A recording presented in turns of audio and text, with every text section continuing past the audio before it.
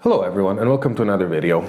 Today I picked up a project I had been procrastinating for a very long time, and this is gathering and measuring a whole bunch of metrics for the swords I own. So we're talking, for example, of date acquired, price, where it was acquired, any historical references, but also weight, distal taper, length of the blade, length of the sword, and adding all of this information into a spreadsheet.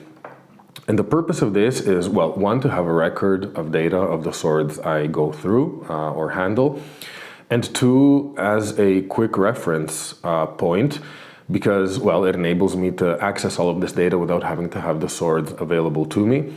But three, it's also a great way to compare aspects of different swords and see patterns or see breaks from pattern. So, for instance, you may realize that as you start owning, let's say, a lot of spadroon kind of swords, as these two may be defined in English, you may see that most of them adhere to a certain pattern in terms of weight or length, for example, or you may see some exceptions, some very notable exceptions.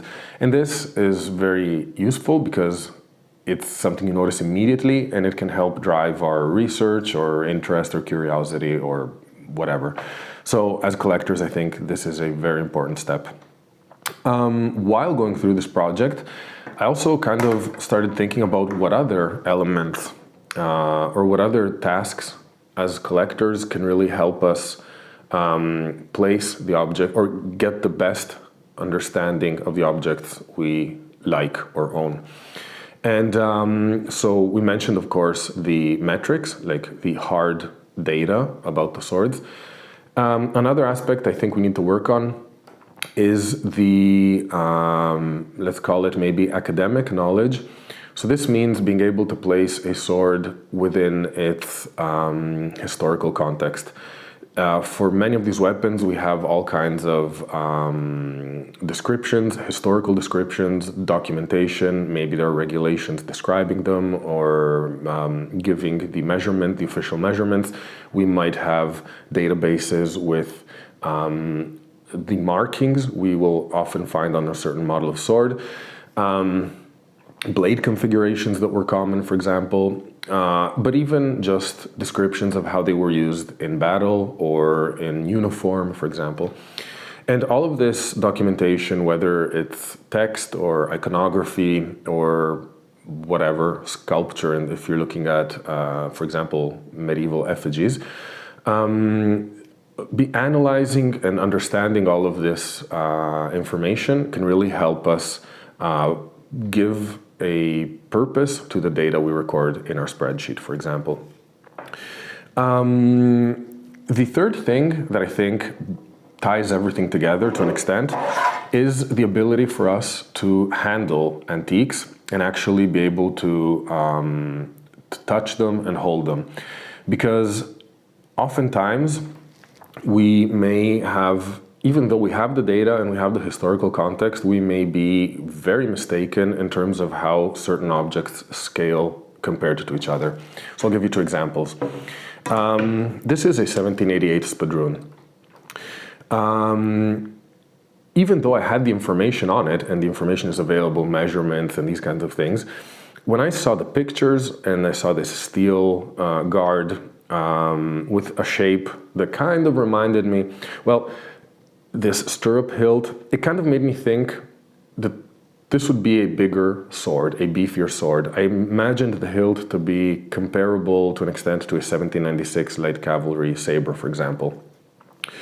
So even though I had the information, just by judging pictures and before actually being able to handle it, I could not place it into a sort of mental picture compared to other swords.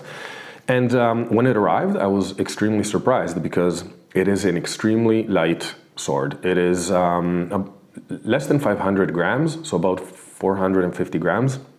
That is, if I'm not mistaken, about 2 Burger King Whoppers.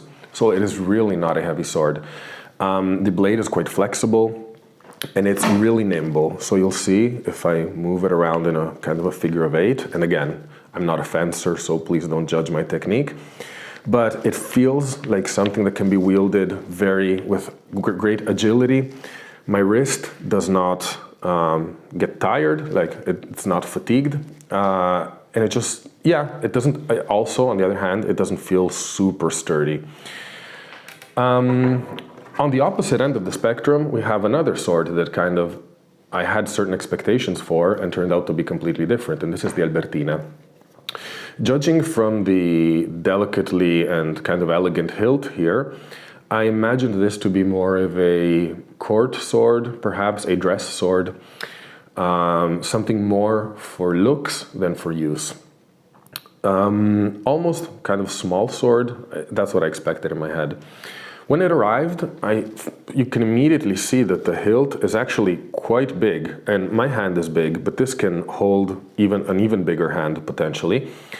But what was most surprising is the blade. The blade, as I mentioned the details in another video, so I won't go through them again, but it's beefy, heavy, and tip heavy. This is a stabbing, thrusting sword, but it could even slash, I suppose, quite aggressively. However, in the movement, my wrist is not comfortable doing this kind of movement. It starts hurting after a few seconds. And in terms of weight, this is practically double the spadroon we just saw. So these two swords, even though on pictures, especially if they're not in a picture together, but they're each on its own, you can really not compare or make sense of the information you have. This one is, yeah, about almost 900 grams. So almost double this one. And there's no way you could tell that from pictures. So yeah, so just to conclude, I think as collectors, there's the fun part, which is the kind of looking into the historical data and information, and that we need to do. There's the maybe more annoying and boring part perhaps, which is the actual measurement and adding into a spreadsheet. Nobody, I suppose, really likes doing that, but it still needs to be done. But the third thing, if you can, go somewhere where you can handle, touch these antiques, because it's really going to put things into perspective. So if you can't collect them, maybe there's a fair, like a show, exhibition of them. Maybe there's just try and find opportunities. And if you can't touch them, at least go see them live if you can, because that is already a great step ahead. So that's it. I hope you enjoyed this video. I hope it's useful. As usual, thank you for watching and see you in the next video.